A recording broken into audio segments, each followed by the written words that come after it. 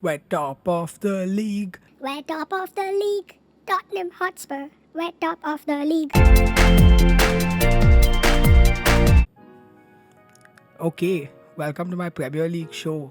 So I'm going to do match reviews and maybe get some other fans on to review games and just waffle really about Premier League stuff. So I know we're 10 weeks in. I made this video 5 weeks ago and then 4 weeks ago and 3 weeks ago and never uploaded it. But this time it's going up. And I think it's a good time to do it because we're top of the league. Yes, I'm gonna enjoy it while it lasts. Because, as I'm sure you've seen the stat, we've been on top of the league for 7 days. It's the longest we've ever been on top. But anyway, we're gonna get into it with the biggest game of the weekend, which was Chelsea-Tottenham.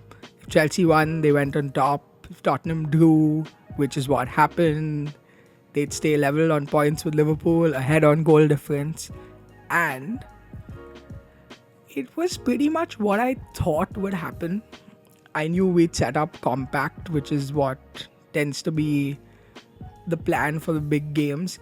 And Chelsea have kind of set up similarly for their big games. So they haven't played those many big games this season. But if you go back to Liverpool, where they lost a man, so that was quite different. But even the United and Sevilla games, they set up very differently tactically from the way they have against the smaller teams, which kind of makes sense. And look, a point wasn't bad for either team. I'm sure given the way Spurs played yesterday, I'm sure Chelsea would have felt like they could have taken all 3 points. They got themselves into better attacking positions than us, but I think it was quite fair. Both teams set up quite well. The one thing I got really worried about was that I felt like quite early into the game, Chelsea realized that they weren't going to be able to break us down the middle. So they started putting in a lot of crosses. And I was just like, this game is made for Giroud. If Giroud comes on, this is really going to be problematic. But they brought him on pretty late, and we dealt with most of the crosses quite easily. I was quite impressed with Joe Rodon on his first game, even though he started off quite shaky with he made the mistake that led to the Werner goal that was offside. But he brushed it off quite quickly. He made another mistake at the end, which almost led to a Giroud goal. But I thought he was quite good for a 22-year-old from Swansea who's playing his first game in the league. So that leaves things still really tight at the top. I know a lot of people said that this game would show who's really in for the title, but I feel like both teams are playing for the title because Liverpool have too many injury issues to really be as dominant as they were last season. City seem to have kind of fallen off.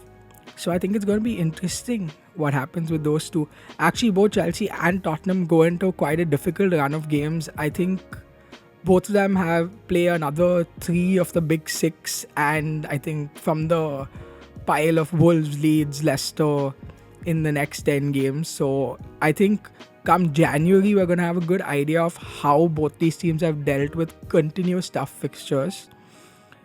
But even then, I think it's too early to really call any of this. I don't think there's a single fan who's looking at their team right now and saying, my team is winning the league, because it's really open, which is always more fun for somebody like me whose team is just completely out of it if it's a City-dominated or a Liverpool-dominated league like it's been for the last 3 years. But moving on, I think there were a bunch of really good games this weekend. So City turned over Burnley. I don't really want to go into that too much because it was kind of expected. They usually do this after they drop points in a big game. They go and just batter the next team, which is pretty much what happened. So I don't really want to spend too much time on that. But Brighton-Liverpool, I must say, until this week, I was really scared. Because Liverpool were just losing players left, right and centre and still winning games. And it reached that point where dissecting the game didn't matter because I was watching these Liverpool games where they were poor, but it really didn't matter. They were picking up points. I think West Ham and Sheffield, if I'm not mistaken, they won 2-1. And both those games I was like, okay, they're not playing well, they're going to drop points. They won it. And then I was like, okay, Leicester. And they battered Leicester. I know people are breaking down that game and saying the game was there, Leicester didn't attack them and stuff, but it doesn't matter. They beat them 3-0 and Leicester's like a top team this year. So that looked really scary that even with all these issues, they were still winning. I mean, they're still top of the table, and I know most people have pretty much written them off in terms of there are too many injuries for them to do it again. But I feel like it's finally showing this week, because you saw with the Champions League game and against Brighton that players like Nico Williams and stuff, who are decent players, are definitely not up to the level, especially of consistency that's needed to win a league. And I think it's going to be a struggle because they lost their Champions League game. So they're going to have to play whichever fit players are available again midweek. And yeah, then again on the weekend. So I think this is more like what we're going to end up seeing from Liverpool this season, which is scraping wins and struggling. And it is really a testament to Klopp's work that even in all of this, they're level top. And I mean, they lost to Brighton in an extra time penalty. So that's the level that team is at, which I hate to say that I'm happy that they have injuries, because I don't want any players to be injured, especially long term like this. But I'm just happy that their level has dropped a bit, because it was just looking ridiculously scary. I really had no doubt in my mind that they were going to retain the title before this injury madness happened. But yeah, let's move on to United Southampton. I got to admit that I chose to keep finding faults with Bruno Fernandes. I was always like, he's scoring a lot of penalties, he's not as good. Because it's Man United, he's always in the news, but really that boy's turning out to be world class. It really looks like at times he's carrying that team on his back. And whereas I've seen a lot of games where, and I've seen United fans criticize him for losing the ball and not tracking back and stuff, but I think it doesn't matter. He's pretty much putting in almost all their goals or creating most of their goals. And yeah, I mean, I was wrong about him. I was slightly hoping that it was just a run of form and then he kind of dropped off, but he's really looking like a scary player. And I don't know what happens when, say, Martial, Rashford kind of hit the form. If they do hit the form they were in last season, it does sound a little scary. Even though United started the season badly, they've kind of picked it up. If I'm not mistaken, they have a game in hand. If they win that game in hand, they're level on points with Chelsea. So that really doesn't rule them out of anything. I don't think, based on the inconsistency, that they're going to win the league, but I wouldn't say that they're completely out of it. Something really interesting that I saw somebody talk about was how they felt like they really didn't see United winning the league because they don't have an identity. And if you look at every single team that has won the league, you can clearly pinpoint what their identity is and what their style of play is, which is interesting because United have been really erratic. I don't think their fans know what exactly their style of play is, but it seems to be over time really dependent on purple patches of like 5 really good games and then sort of dropping off and then pick it up again.